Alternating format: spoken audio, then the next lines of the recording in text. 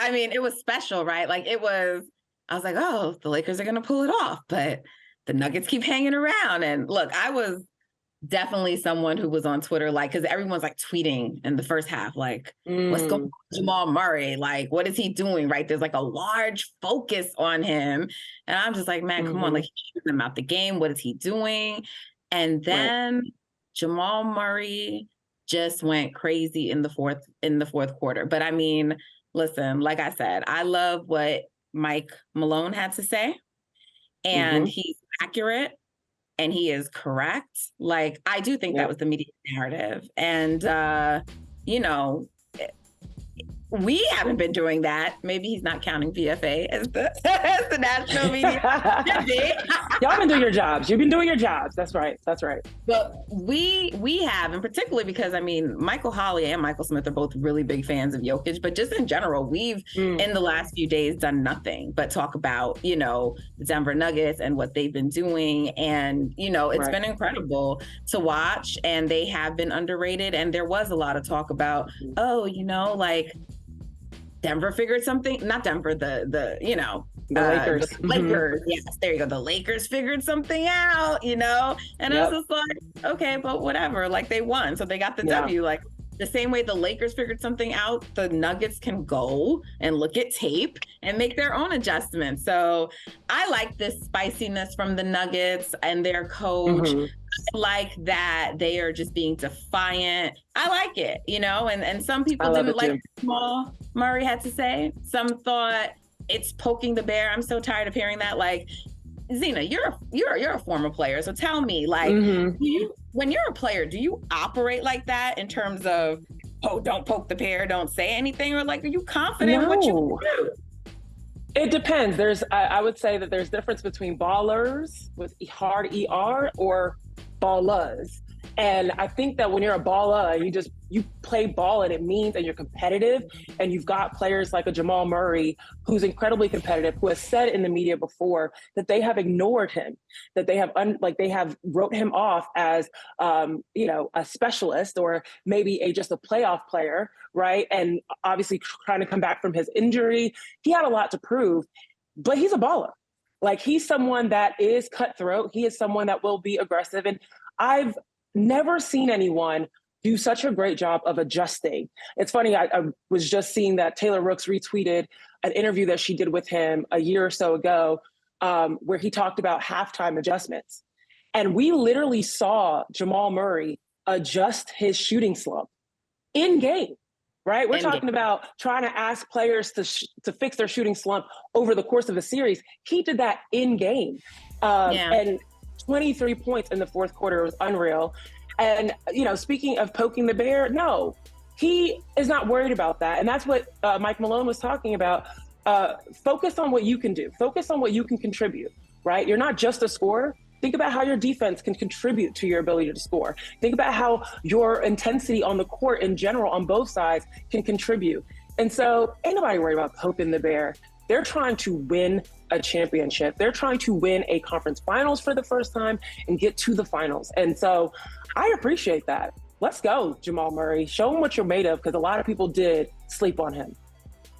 Yeah, and you know, Murray and Jokic are great in their own right. Like, I get it. It's LeBron James on the other side of the court and Anthony Davis, both champions.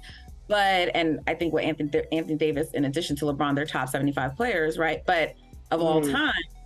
But Jokic is a two-time MVP, right? And Jamal Murray, his career, you know, it was like interrupted because of injury. Right. And I was going to say, like, bubble Jamal, but it's not a bubble Jamal. Like, he is putting on, and what he did. Correct. What he did in the fourth quarter, and let's not just like ignore Jokic, but the two of them as a duo, they're pretty amazing, right? Like, they're amazing what they're doing. And I would say right now they're outplaying the duo of LeBron and Anthony Davis. And I think that we got to call that out, right? Like Jokic is the best player in this series and has been performing like the best player in this series.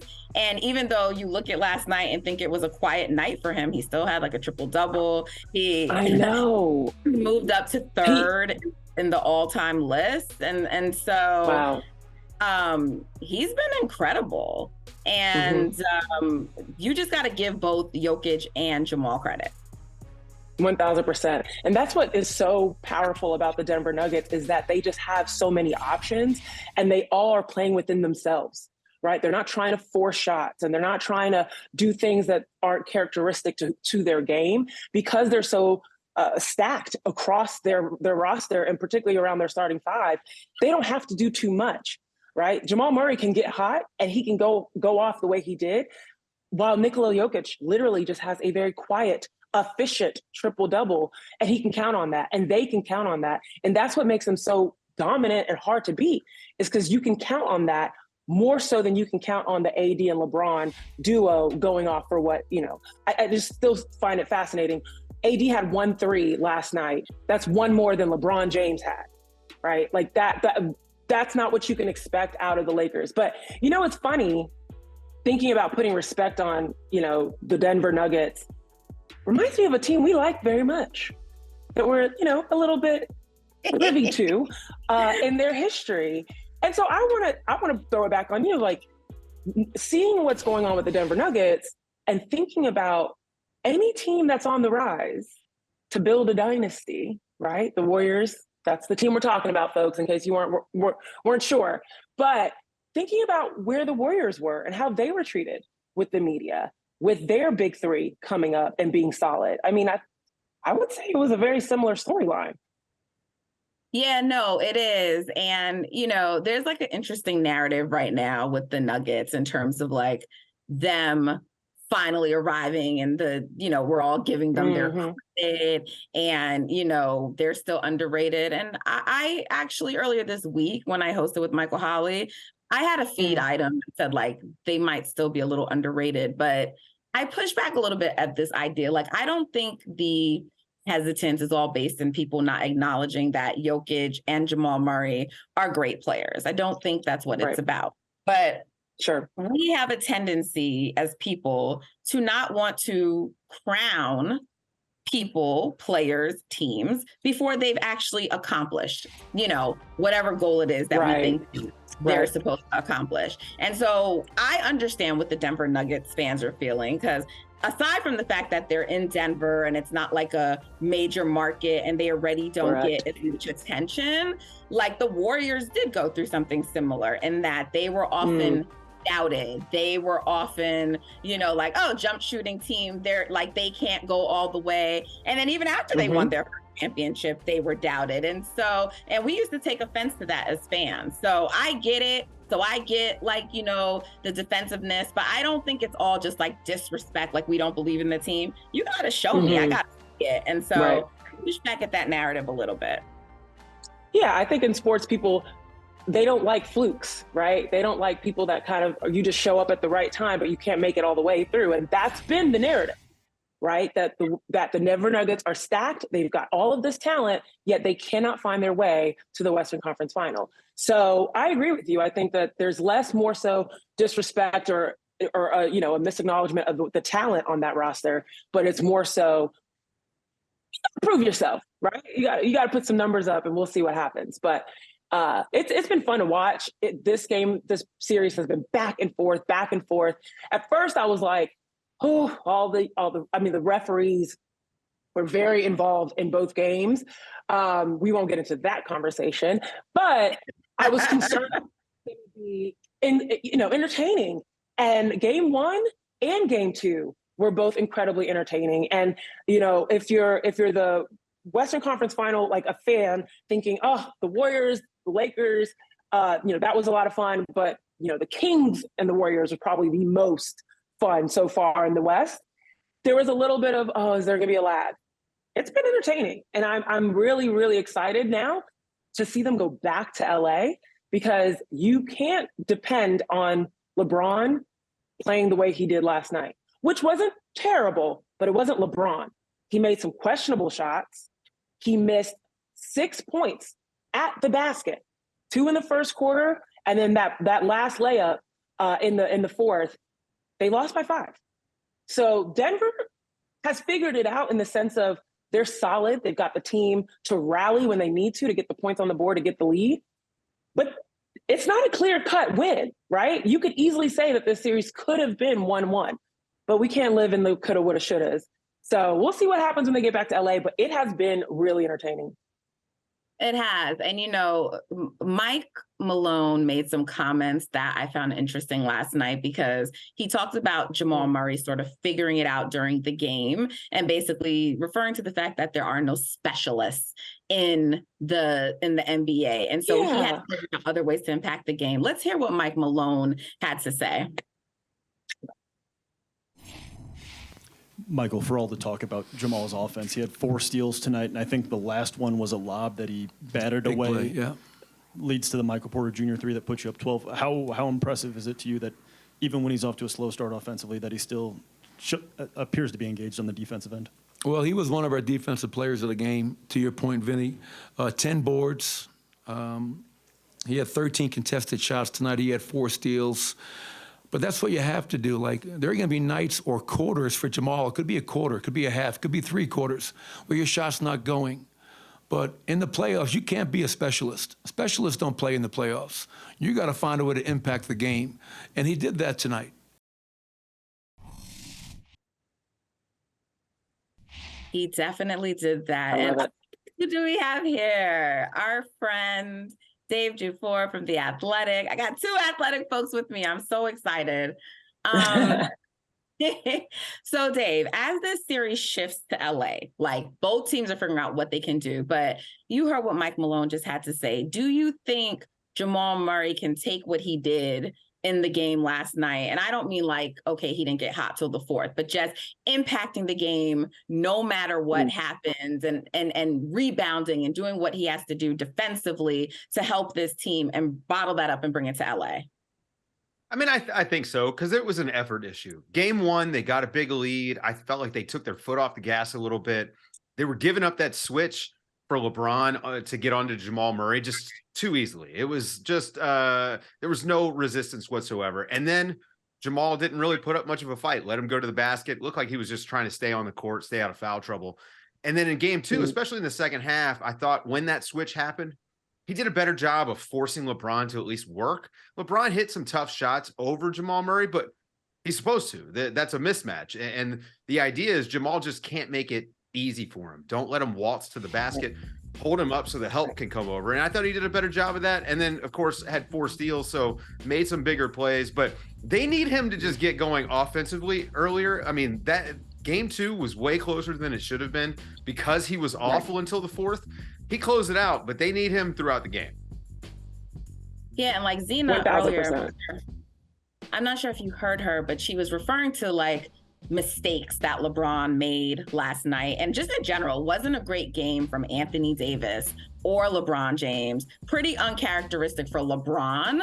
But, I thought some of it was the legs, age catching up to them. They're playing like really long minutes. Everyone, Jokic, everyone looked tired on the court, not just like Anthony Davis and LeBron James, but they were uncharacteristic. So Anthony Davis and LeBron James they didn't play that well yesterday. So what are you expecting as the series shifts back, what we will see from that duo? Well, energy expenditure is something that you have to watch all the time with LeBron James and Anthony Davis in particular. I mean, Anthony Davis put up 40 and was absolutely all over the place in game 1. Game 2, he was dead. I think everybody expected that. That up and down thing, no matter what people try to tell you on the internet, that's been true. If you go and watch these games, it's about effort. It's how much he can bring with only 1 day off in between games. It's not a knock on him as a player. It's just like his body just can't handle this. He needs more rest. And with LeBron, I actually thought defensively he was pretty good for most of the game, including in pick and roll coverage at the point of attack. I thought his hands were very active, but he's just got to stop taking these awful, awful threes in the fourth quarter, especially. I mean, in game one, he blew an opportunity to get the game closer. I thought he had Jamal Murray. He'd been scoring on him at will, didn't attack, didn't try to get to the line even. And I think that was a mistake. And then, of course, game three kind of shot him out of it a little bit because he just can't shoot threes. He's not a good 3-point shooter, and especially late in games. Yeah. He's old. The legs are gone. You're at elevation. Play some basketball. Don't just jack up those shots. Yeah, LeBron is so good for the volleyball. So I'm wondering why he's not literally just going for that. I mean, against the Nuggets, towards the, you were talking about. Oh, can you hear me? Yes. Mm-hmm. Can you guys hear me? Yeah. Okay. Yeah, he took some plays off. Like there was that particular. Oh, go ahead, Dave. To the bully ball point, I mean, he can't physically do it every single time. I mean, it's just there is a point of diminishing returns with the bully ball, but I do think that end of games in particular, if you've watched what's happened, he probably should start thinking about allowing Austin Reeves to initiate the offense. I thought bringing LeBron as a screener for Austin Reeves really worked well for them, even involving Anthony Davis and some Austin Reeves pick and roll, and allowing LeBron to be like a secondary sort of creator on the side so that he can save his legs up for those last possessions. The bully ball, he can't do it every possession. This isn't 2015. This isn't, 30-year-old LeBron James. So they've got to figure this out. And I think one of the big moves they've got to figure out is who's going to be that other guard next to Austin Reeves. Is D'Lo going to be your guy because you hope he pops on offense and you just live with the defense? Or is it going to be Dennis Schroeder and you say, hey, Austin Reeves has got to create even more for us now? I think that's the bigger question.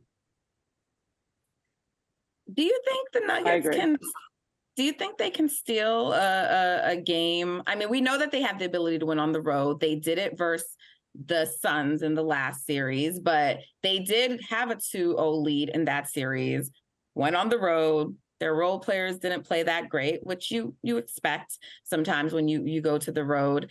But then they came back and won the game 6 on the road. But DeAndre Ayton was out that night, and Kevin Durant and Book may have been a little bit out of gas. And they also had a great defensive plan for Kevin Durant. But in this series with the Lakers, in crypto, Anthony Davis, LeBron James, their role players have been showing, outside of D'Angelo Russell to this point, that someone will step up, whether it's Rui, whether it's Austin Reeves.